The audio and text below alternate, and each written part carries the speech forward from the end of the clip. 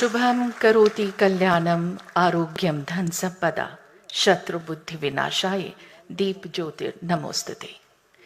एक रोशनी की किरण जो उम्मीदों की रोशनी को दुगना कर जाए, अंधकार को दूर कर जाए, जो पृथ्वी से आकाश की ओर, पदार्थ से सूक्ष्म की ओर और प्राणी से परमात्मा की ओर जाने का मार्ग प्रशस्त करे।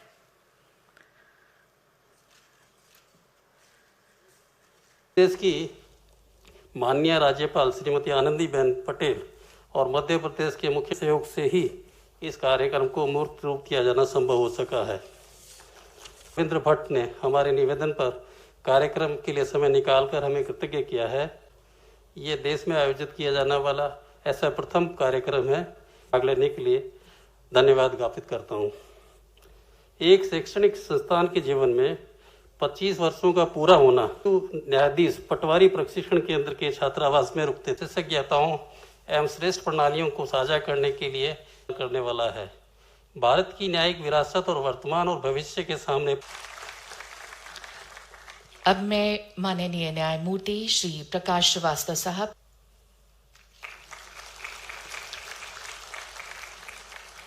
इसी अनुक्रम में मैं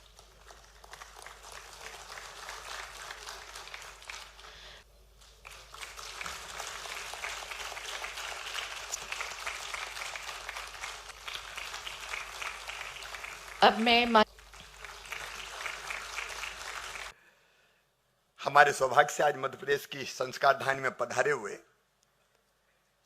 भारत के महामहिम राष्ट्रपति श्रीमान रामनाथ कोविंद जी, मध्य प्रदेश की राज्यपाल आदरणीय श्रीमती आनंदीबेन पटेल जी, भारत के मुख्य न्यायाधीश, और हमें गर्व है कि वो मध्य प्रदेश हाई कोर्ट के भी मुख्य न्यायाधीश रहे हैं, यहां पधारे हुए देश भर से सभी सम्मानित न्यायाधीशगण और न्यायपालिका क्षेत्र के अलग अलग महानुभाव, अधिवक्तागण, उपस्थित सभी गणमान्य गण, बहनों और भाइयों, सबसे पहले मध्य प्रदेश की इस धरती पर मैं आप सबका केवल अपनी ओर से नहीं, मध्य प्रदेश की 8 करोड़ जनता की ओर से हृदय से स्वागत करता हूं, अभिनंदन करता हूं। इस कार्यक्रम को आयोजित करने का सौभाग्य मध्य प्रदेश को प्राप्त हुआ है। मैं सचमुच में आभारी हूं। आज महामहिम राष्ट्रपति महोदय को गणेश जी की प्रतिमा यहां भेंट की गई है। हमारे विचारों का ये मंथन जो शिक्षण और प्रशिक्षण बहुत जरूरी है समय पर न्याय देने के लिए, उसके लिए आयोजित है। मैं प्रार्थना करता हूं कि ये मंथन ऐसा हो, चिंतन ऐसा हो जिससे अमृत निकले। और मध्य प्रदेश सरकार की तरफ से मैं आश्वस्त करता हूं कि मध्य प्रदेश उस अमृत को जनता तक पहुंचाने में जिस सहयोग की आवश्यकता होगी उस पे हम कसर नहीं छोड़ेंगे। देखिए, जितनी भी व्यवस्थाएं मानव सभ्यता के उदय के बाद बनी हैं, चाहे वो राजनीतिक विचारधाराएं हो, अंततः सबका एक ही लक्ष्य है, मनुष्य कैसे सुखी हो। उसका केंद्र एक ही है, आम आदमी को हम कैसे सुखी कर पाए। आज एक बात मैं गर्व के साथ कहता हूं कि भारत की न्यायपालिका को वो प्रतिष्ठा प्राप्त है, आम आदमी उसको ये विश्वास है कि न्यायपालिका से हर हालत में हमको न्याय मिलेगा। भारत की न्यायपालिका, मैं गर्व के साथ कहता हूं, दुनिया की सबसे अधिक प्रतिष्ठित न्यायपालिकाओं में से है, जो आप भी जानते, मैं भी जानता हूं, हम सब जानते हैं। लेकिन करने के लिए कुछ विशेष प्रयासों की आवश्यकता है। एक, न्याय कैसे जल्दी मिले। जल्दी न्याय कैसे मिले, सस्ता न्याय कैसे मिले। क्योंकि कई बार अधिवक्ता साथी भी हमारे बैठे हैं, गहने और जेवर गिरवी रख के भी विशेषकर सिविल के जो मामले पीढ़ियों तक चलते रहते हैं। सस्ता न्याय, त्वरित न्याय, सुलभ न्याय कैसे मिले, इस दिशा में ठीक परिणाम प्राप्त करने के लिए हमको दक्ष हमारे न्यायाधिपति भी चाहिए और बाकी भी जो मानव संसाधन लगता है वो चाहिए। और उस दिशा में मुझे पूरा विश्वास है कि ये जो चिंतन हम करेंगे उसमें से निश्चित तौर पर जो निष्कर्ष निकलेगा वो बहुत अच्छा निकलेगा। मैं एक बार आप सबका हृदय से स्वागत करते हुए इतने ही मैं कह सकता हूं कि मध्य प्रदेश सरकार अपनी तरफ से जो भी निष्कर्ष निकलेंगे उनको जमीन पर उतारने में हाई कोर्ट के साथ मिलकर कोई कसर नहीं छोड़ेगी। पहले भी हमने विनम्र प्रयास किए हैं और आगे भी हम अपनी तरफ से कोई कसर नहीं छोड़ेंगे। एक बार फिर मध्य प्रदेश की संस्कार धानी जबलपुर में रेवा तट पर आप सबका मैं हृदय से स्वागत करता हूं, अभिनंदन करता हूं। बहुत बहुत धन्यवाद, प्रणाम, नमस्कार। चिरकाल तक हमें प्रेरित करते रहेंगे।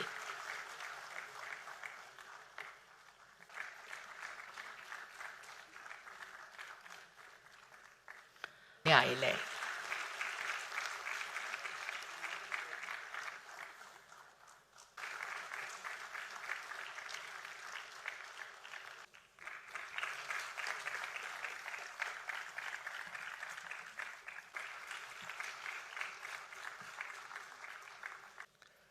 माननीय श्री रामनाथ कोविंद जी, महामहिम भारत के राष्ट्रपति, माननीय श्रीमती आनंदीबेन पटेल, मध्य प्रदेश की राज्यपाल, श्री शिवराज सिंह चौहान, मुख्यमंत्री मध्य प्रदेश, मेरे साथी न्यायाधीश, मध्य प्रदेश उच्च न्यायालय एवं मध्य प्रदेश शासन के अधिकारीगण, वरिष्ठ अभिभाषकगण और बार के पदाधिकारीगण एवं संस्कार धानी के प्रबुद्धजन,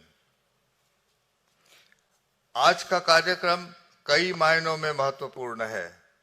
सर्वप्रथम यह कार्यक्रम एक नई प्रक्रिया का आरंभ है। संवाद नए आयाम स्थापित करता है और एवं आज हम इसी प्रकार के संवाद का प्रारंभ कर रहे हैं। न्याय एक अनोखी प्रक्रिया है। न्यायदान के लिए मानव स्वभाव, सामाजिक परिवेश, आर्थिक परिस्थितियां, राजनैतिक व्यवस्था की समझ जरूरी है। समय के साथ विकसित होते कानून को समझना भी जरूरी है। ऐसे में किसी भी न्यायाधीश को न्याय व्यवस्था के लिए तैयार करने की प्रक्रिया एक रोचक विषय है। इस विषय पर काफी शोध हुआ है। कालांतर में न्यायिक अकादमी स्थापित हुई जो उत्तम कार्य कर रही है, पर न्यायिक प्रशिक्षण के तौर तरीकों को बदलना होगा। मेरे विचार में all India judicial academies directors retreat एक संवाद स्थापित करेगी ताकि अनुभवों में के आदान प्रदान से हम उत्कृष्टता पा सके। हमारे पास चारों ओर से ऐसी कल्याणकारी विचार आते रहे जो किसी से न दबे, उन्हें कहीं से बाधित न किया जा सके एवं अज्ञात विषयों को प्रकट करने वाले हो, प्रगति को न रोकने वाले और सदैव रक्षा में तत्पर देवता प्रतिदिन हमारी वृद्धि के लिए तत्पर रहे। धन्यवाद। जय हिंद। भारत के राष्ट्रपति माननीय श्री रामनाथ कोविंद जी, भारत के मुख्य न्यायाधिपति माननीय श्री शरद अरविंद बोबड़े जी, माननीय मुख्यमंत्री मध्य प्रदेश श्री शिवराज सिंह चौहान जी, विभिन्न उच्च न्यायालयों के मुख्य न्यायाधिपति, देवियों और सज्जनों, संस्कारों की इस नगरी मध्य प्रदेश राज्य न्यायिक अकादमी जबलपुर के रजत जयंती कार्यक्रम के अवसर पर आयोजित all India state judicial academy directors retreat की प्रबुद्ध सभा में शामिल होकर मुझे हर्ष और गर्व का अनुभव हो रहा है। विगत लगभग एक वर्ष से संपूर्ण विश्व सहित भारतवर्ष कोविड-19 की महामारी से जुड़ा रहा। संकट की इस घड़ी में भी न्यायपालिका ने कार्य को पूरी तरह से बाधित नहीं होने दिया। विशेष रूप से जेल प्रशासन में अहम भूमिका निभाते हुए संक्रमण से जेल को बचाने और अति आवश्यक सुविधाओं को उपलब्ध कराने में हमारी न्यायपालिका ने जो भूमिका अदा की है, इसके लिए जितनी प्रशंसा की जाए यह कम है। इस कार्य के लिए जो हम फैसले माननीय उच्चतम न्यायालय और उच्च न्यायालय द्वारा लिए गए, उसके लिए मैं भारत के माननीय मुख्य न्यायाधिपति और उच्च न्यायालय के सभी मुख्य न्यायाधीशपतियों को विशेष साधुवाद ज्ञापित करती हूँ। समुदाय और समाज के सहयोग किए गए प्रयास अधिक प्रभावी होते हैं। गुजरात में महिला एवं बाल विकास मंत्री के रूप में मेरे द्वारा महिलाओं के समूह के माध्यम से पारिवारिक विवादों के समाधान की पहल की गई थी। नारी अदालत के रूप में गांव की 8-10 महिलाओं का समूह बनाकर उन्हें कानूनी अधिकारों की जानकारी देने की व्यवस्था कराई थी। इन महिलाओं ने घरेलू हिंसा के मामलों में पीड़ित के परिवार के सदस्यों के साथ चर्चा और आवश्यक जानकारियों को एकत्र कर विवाद का समाधान कराया। आवश्यक होने पर गणमान्य नागरिकों की समिति बनाकर उनके सहयोग से भी मामलों का निपटारा कराया। कोर्ट कचहरी नहीं जाना पड़े, इसलिए गांव के लोगों ने भी नारी अदालत का भरपूर सहयोग किया। इस पहल का न्यायपालिका द्वारा भी सराहना की गई। यह प्रयोग इतना कारगर रहा कि माह में 2 बार नारी अदालतें बैठने लगी। महिलाएं न्याय के लिए स्वयं इनके पास आने लगी। इसलिए यह जरूरी है कि यौन हिंसा के मामलों में महिलाओं के प्रति अधिक संवेदनशील, संतुलित और सशक्त दृष्टिकोण के साथ न्याय प्रक्रिया संचालित हो। हमें यह समझना होगा कि महिलाओं के लिए हिंसा मुक्त एवं सुरक्षित वातावरण बनाए जाने की दृष्टि से यह बहुत आवश्यक है कि न्याय तंत्र का स्वरूप ऐसा हो कि शिकायत मिलते ही न्याय की प्रक्रिया शुरू हो जाए, ताकि बिना किसी झिझक और परेशानी के सामाजिक और पारिवारिक कारणों से व्यथित महिलाएं अपनी समस्या के निदान हेतु उपयुक्त मार्गदर्शन, सहायता और न्याय प्राप्त कर सके। न्यायिक इतिहास को संकलित करने के इस प्रबुद्ध सभा में मुझे सम्मिलित होने और देश के ऊर्जावान और अलौकिक विचारों वाले इस मंच के साथ मुझे आज मंच साझा करने का अवसर मध्य प्रदेश उच्च न्यायालय ने प्रदान किया है। इसके लिए मैं आपकी आभारी हूँ। यह प्रयास सफल हो और न्यायिक अकादमियां, न्यायालय और हम सभी उत्तरोत्तर उन्नति करें, यही मेरी शुभकामना है। धन्यवाद। जय Hind. All India state judicial academies directors retreat के कार्यक्रम में प्रमुख रूप से उपस्थित मध्य प्रदेश की राज्यपाल श्रीमती आनंदीबेन पटेल, भारत के मुख्य न्यायमूर्ति श्री शरद अरविंद बोबडे, मध्य प्रदेश के मुख्यमंत्री श्री शिवराज सिंह चौहान, उच्चतम न्यायालय के न्यायमूर्ति श्री एन.वी. रमना, श्री अशोक भूषण, श्री हेमंत गुप्ता और श्री एस. रविंद्र भट्ट, मध्य प्रदेश के मुख्य न्यायमूर्ति श्री मोहम्मद रफीक, मध्य प्रदेश राज्य न्यायिक अकादमी के अध्यक्ष न्यायमूर्ति प्रकाश श्रीवास्तव, विभिन्न उच्च न्यायालयों के मुख्य न्यायमूर्ति, अन्य सभी न्यायाधीशगण और अधिकारीगण, देवी और सज्जनों, मध्य प्रदेश सहित पश्चिमी भारत की जीवन रेखा और जबलपुर को विशेष पहचान देने वाली पूर्ण सलीला नर्मदा की पावन धरती पर आप सब के बीच आकर मुझे बेहद प्रसन्नता हो रही है। जाबली ऋषि की तपस्थली और रानी दुर्गावती की वीरता के साक्षी जबलपुर क्षेत्र को भेड़ा घाट और धुआंधार की प्राकृतिक संपदा तथा ऐतिहासिक एवं पुरातात्विक धरोहर प्राप्त है। शिक्षा, संगीत एवं कला को संरक्षण और सम्मान देने वाले जबलपुर को आचार्य विनोबा भावे ने संस्कार धानी कहकर सम्मान दिया था और वर्ष 1956 में स्थापित मध्य प्रदेश उच्च न्यायालय की मुख्य न्यायपीठ ने जबलपुर को विशेष पहचान दी। यह कार्यक्रम देश की सभी राज्य न्यायिक अकादमियों के बीच सतत न्यायिक प्रशिक्षण के लिए अपनाई जाने वाली प्रक्रिया को साझा करने का यह प्रथम और सराहनीय प्रयास है। इसलिए राज्य न्यायिक अकादमियों के निदेशकों के इस अखिल भारतीय सम्मेलन का उद्घाटन करते हुए मुझे विशेष हर्ष का अनुभव हो रहा है। इस प्रयास के लिए मैं विशेष रूप से मध्य प्रदेश उच्च न्यायालय के मुख्य न्यायमूर्ति श्री मोहम्मद रफीक और इस सम्मेलन के आयोजन से जुड़े अन्य सभी पक्षों को बधाई देता हूं। देवियों और सज्जनों, मुझे बताया गया है कि कोविड-19 महामारी के दौरान भी मध्य प्रदेश राज्य न्यायिक अकादमी ने ऑनलाइन प्रशिक्षण कार्यक्रम आयोजित किए। इसके अलावा अकादमी ने अपनी वेबसाइट पर उपयोगी शिक्षण सामग्री, व्याख्यानों का लाइव टेलीकास्ट और न्यायाधीशों के लिए रिकॉर्डेड लेक्चर उपलब्ध कराकर संसाधनों के सदुपयोग का उत्कृष्ट उदाहरण प्रस्तुत किया है। इसके लिए अकादमी के अध्यक्ष और उनके सहयोगी सभी प्रशंसा के पात्र हैं। मुझे यह देखकर प्रसन्नता होती है कि न्याय व्यवस्था में टेक्नोलॉजी का प्रयोग बहुत तेजी से बढ़ा है।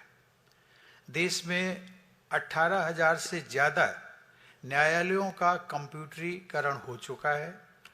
लॉकडाउन की अवधि में जनवरी 2021 तक पूरे देश में लगभग 76 लाख मामलों की सुनवाई वर्चुअल कोर्ट्स में की गई।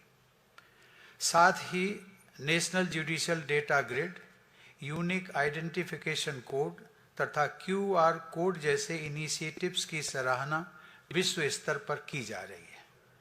अब ई-अदालत, वीडियो कॉन्फ्रेंसिंग, ई-प्रोसीडिंग्स, ई-फाइलिंग और ई-सेवा केंद्रों की सहायता से जहां न्याय प्रशासन की सुगमता बढ़ी है, वहीं कागज के प्रयोग में कमी आने से प्राकृतिक संसाधनों का संरक्षण भी संभव हुआ है। देवियों और सज्जनों, हमारी लोअर जुडिशरी देश की न्यायिक व्यवस्था का आधारभूत अंग है। उसमें प्रवेश से पहले सैद्धांतिक ज्ञान रखने वाले लॉ स्टूडेंट्स को कुशल एवं उत्कृष्ट न्यायाधीश के रूप में प्रशिक्षित करने का महत्वपूर्ण कार्य हमारी न्यायिक अकादमियां कर रही हैं। अब जरूरत है कि देश की अदालतों, विशेष रूप से जिला अदालतों में लंबित मुकदमों को शीघ्रता से निपटाने के लिए न्यायाधीशों के साथ ही अन्य जुडिशियल एवं क्वासी जुडिशियल अधिकारियों के प्रशिक्षण का दायरा भी बढ़ाया जाए। उनके बीच ज्ञान एवं सूचना के आदान प्रदान के लिए ऐसे सम्मेलनों के अलावा कोई अन्य स्थायी मंच स्थापित किया जा सकता है। निर्णय की प्रक्रिया में तेजी लाने की दृष्टि से ऐसे मंचों पर अदालतों की प्रोसेसेस और प्रोसीजर्स के सरलीकरण पर भी चर्चा की जा सकती है। मुझे विश्वास है कि 2 दिन तक चलने वाले इस सम्मेलन में न्यायिक प्रशासन के इन सभी पहलुओं पर गहराई से विचार विमर्श किया जाएगा और कार्रवाई के बिंदु तय किए जाएंगे। मुझे बहुत प्रसन्नता होगी यदि इन निष्कर्षों की एक प्रति राष्ट्रपति भवन को भी उपलब्ध कराई जाए। देवी और सज्जनों, अंत में न्याय के मार्ग पर आप सभी के प्रयास सफल हों, इसी शुभेच्छा के साथ मैं सम्मेलन की सफलता की कामना करता हूं। धन्यवाद। जय हिंद।